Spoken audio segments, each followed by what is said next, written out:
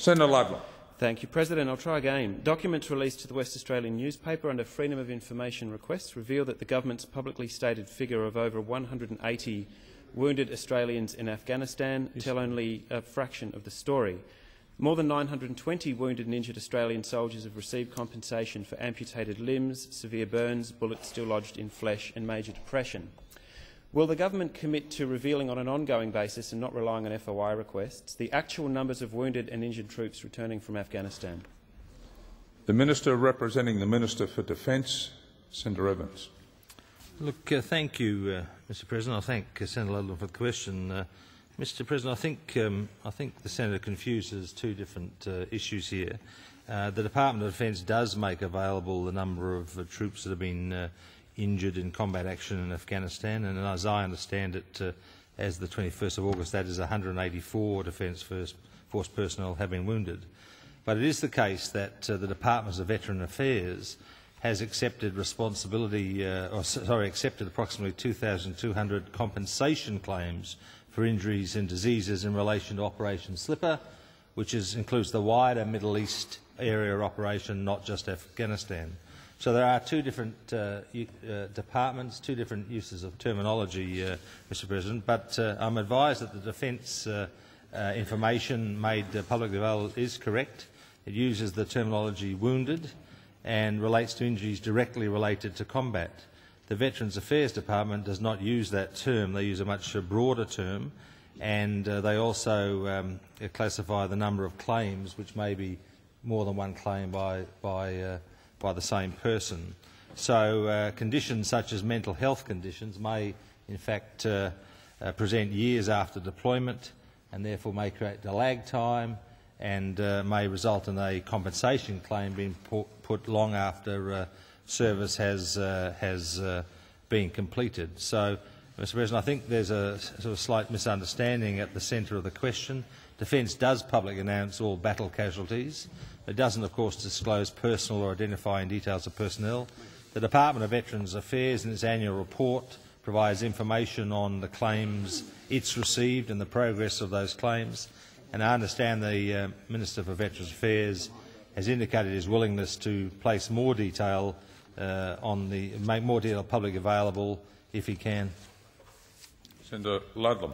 I thank the Minister for the answer to the question and can assure him that there's no confusion at the centre of this question. I'm aware of the distinction between wounds and injuries. Question, not a statement. Certainly, President. Will the government provide a detailed breakdown of the types of wounds and the types of injuries sustained by soldiers in Afghanistan who have received compensation through Veterans Affairs and the types of treatment and support offered to wounded and injured soldiers returning from Afghanistan? The Minister.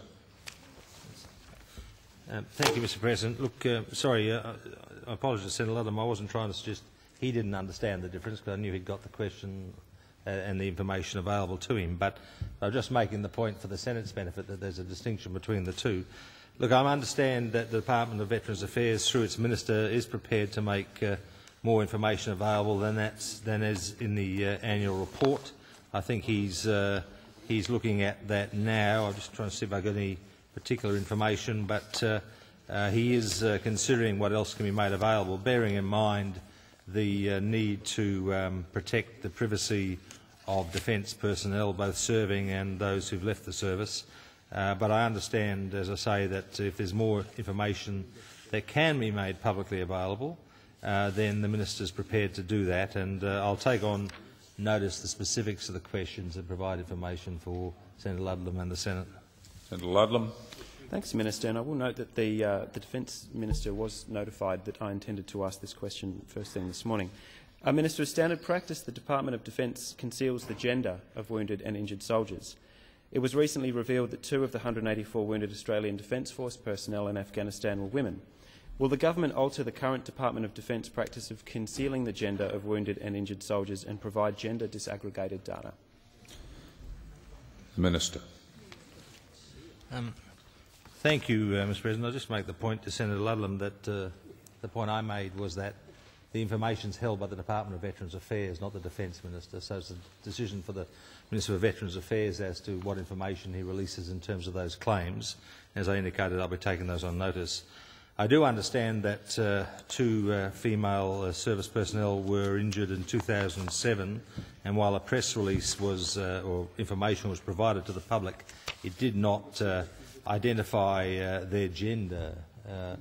But I understand Defence's policy is not necessarily to comment on the gender of personnel when making comment about injuries.